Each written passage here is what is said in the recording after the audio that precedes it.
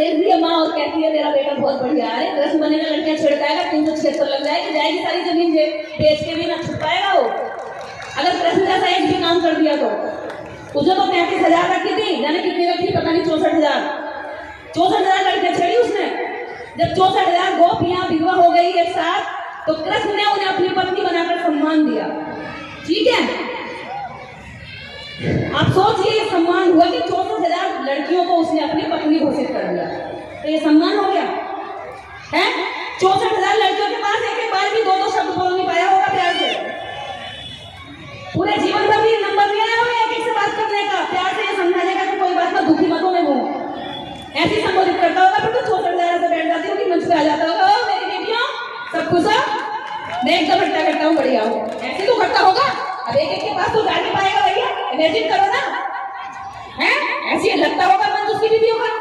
लेकिन बाबा साहब अम्बेडकर के टाइम पे भी इस देश में 50% आबादी, यानी करोड़ों की आबादी न दलित थी, अछूत थी, शोषित थी, वंचित, पीड़ित थी, दुखी थी, इतनी दुखी आती कि आंखों में कभी खुशी के पल नहीं थे। बाबा साहब डॉक्टर अम्बेडकर ने उनको पत्नी भी बनाया, उनको बेटी बनाया, और सबको संविधान में बराबर अधिकार देकर उन सबको आज जीने का अधिकार दिया। इसी पर बाबा साहब अम्बेडकर का कोई ऐसा ठप्पा नहीं है जो कृष्ण ने लगाया। और हम कृष्ण बनाते अपने बेटे को, ज्यादा कृष्ण बन, मोर का पंख लगा देते हैं। अरे अगर कृष्ण जैसा एक भी कांड कर आया ना, तो धारा 376 में लल्ला की जमानत कराते कराते सारी जमीन, घर, मकान, सब दुकान बिक जाएगा और लल्ला न बच पाएगा बिल्कुल भी। तो अपने लल्ला को कृष्ण जैसा मत बनाओ, अम्बेडकर जैसा बनाओ, काशीराम जैसा बनाओ।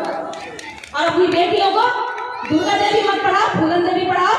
दुर्गा देवी बनेंगी तो जगह जगह ये रोती गिड़गिड़ाती फिरेंगी, फूलन देवी बनेंगी तो कोई इनको छू ना सकेगा, दूर से भाग जाएगा, भागो यहाँ से। तो इनके लिए मोमबत्ती लेके घूमने की बजाय इनके हाथ में, इनके जुनून में वो ताकत की मशाल दे दो कि बेटा तुझे कोई हाथ लगाए तो वहीं पे उसको भून डालिए, बाद में हम देख लेंगे। अगर बेटियों को किसी जैसे पंख दे रहे हो ना उड़ने के लिए, तो मधुमक्खी जैसे डंक भी दो, ताकि जरूरत पड़ने पर सुरक्षा भी कर ले। पापा की कन्या बहुत गुस्सी हो रही है, डंक भी दे दो उन्हें, कुछ सुरक्षा भी कर ले, आपको न जाकर उठानी पड़े। तो मार का 4 घूसे अगर कोई एक न उठाए तो बेटियों को ट्रेन करो, बेटियों से, बहुओं से, महिलाओं से समाज बनता है। इन्हीं के हाथ में हमारे बच्चे, इन्हीं की गोद में हमारा बच्चा पलता है, पूरा देश का नागरिक पलता है। अगर ये सही दिशा में होंगी तो हमारा समाज का हर बच्चा, हर नागरिक अच्छा नागरिक बनेगा। तो इसलिए मेरी जोर इसीलिए है आप लोगों से, क्योंकि पुरुष भी रात को घर नहीं जाता, चाहे कहीं भी घूम ले भैया, शाम तो उसको घर ही जाना पड़ता है। तो महिला अगर अच्छे विचारों की होगी तो आपका हंस के स्वागत करेगी, और अगर पाखंडी ढोंगी होगी तो लेके चिमटा खड़ी होगी कि आजा तू आगे, जयंती बना के तुझे बताती है। तो इसलिए महिलाओं को अपने साथ साथ अम्बेडकरवादी बनाओ। जब ये बन जाएंगी तो हमारे बच्चे, आने वाली जो पीढ़ी है, वो अपने आप ही काम होता चला जाएगा, हमें ज्यादा मेहनत नहीं करनी पड़ेगी। क्योंकि जो महिला अम्बेडकरवादी हो जाती है वो पति की भी इज्जत करती है, वो बच्चों को भी सही से पालती है, वो शिक्षा का भी महत्व जानती है, वो देवियों के पीछे नहीं भागती, वो अपने सास ससुर को ही सब कुछ मानती है, उनका सम्मान करती है, उनकी इज्जत करती है। तो इस बात को समझो कि अम्बेडकरवाद आज एक आंधी बन चुका है, जीने की कला बन चुका है, और लोगों के जीवन में परिवर्तन की एक बयार बन चुका है। इसलिए गर्व से कहो, हम अम्बेडकर, हम अम्बेडकर। अरे तुमसे ज्यादा मेरी आवाज निकल रही है, सुबह से बोल रही हूँ मैं जगह जगह, जोर से बोलना इस बार, हम अम्बेडकर। अरे हम अम्बेडकर, गर्व से बोलो, अम्बेडकरवादी हैं हम, अम्बेडकर। पता है तुम्हें बोलना सिखा रही हूँ। इस समाज में ना गूंगा समाज कहते हैं इसको, और मैं गूंगों में जुबान डालना चाहती हूँ, जिसके लिए बाबा साहब ने अपना पूरा जीवन लगा दिया। जोर से बोलना है, हम अम्बेडकर वादी हैं, हम अम्बेडकर वादी हैं, हम अम्बेडकर वादी हैं। जय भीम, जय भीम, जय जय जय जय जय भीम, जय भीम, जय भीम। हम गूंगे नहीं है, दुश्मन को पता होना चाहिए जुबान है अंदर, बोल सकते हैं जरूरत पड़ने पर। और इस जुबान का जो इस्तेमाल है ना, भाई को, ननन को, देवर को, या भाई भाई को गाली देने के लिए इस्तेमाल मत करो, दुश्मन को चलाने के लिए करो। दुश्मन को घर में इस्तेमाल नहीं करनी है ये तुझे बताता हूँ अभी। नहीं, झगड़े बन जाएंगे घर के अंदर। एक भाई दूसरे भाई को कोर्ट में फंसेगा छोटी छोटी इंच जमीन के लिए। अपने भाई से नहीं लड़ना है, दुश्मन से लड़ना है। दुश्मन की पहचान करो, अपने भाइयों पे वार मत करो, अपने भाइयों से घृणा मत करो। अम्बेडकर भाईचारे और प्यार की मिसाल है। नफरत की नहीं है। हम तो दुश्मनों का भी भला चाहते हैं। अगर हम अधिकारों की बात करते हैं तो हम ये नहीं कहते जिन्होंने हमें हमारे गले में मटका बांधा हम भी उनके गले में मटका बांधेंगे ना। हम ये कहते हैं वो भी आराम से रहे, इज्जत से, हम भी सम्मान से रहे। हम किसी का बुरा नहीं चाहते।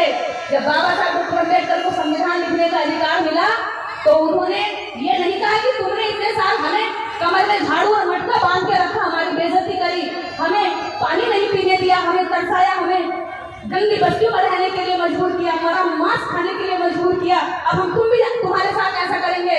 बाबा साहब चाहते थे ऐसा कर सकते थे। अंग्रेज थे उस समय पे और बाबा साहब के हाथ में सारा ड्राफ्ट था और ये समझ भी नहीं पाते। लेकिन बाबा साहब डॉक्टर अम्बेडकर ने ऐसा नहीं किया।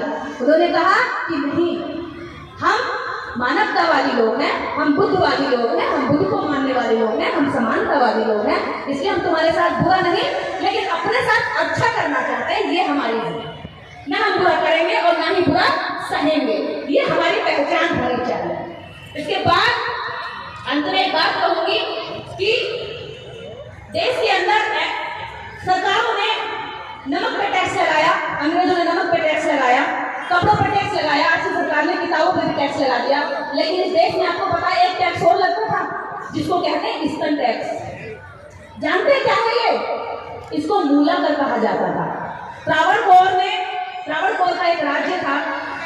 लोगों को कभी सड़क पर चलने से जमीन अछूत होती थी, जिनकी महिलाएं कभी केवल शोषण का शिकार हुआ करती थी, जिनकी बेटियां, जिनकी सुंदर बच्चियां केवल मंदिर में देवदासी के लिए चिन्हित की जाती थी, आज उनकी बेटियां सामाजिक मंचों पर दहाड़ती हैं, आज उनकी बेटियां सामाजिक मंच लगाती हैं।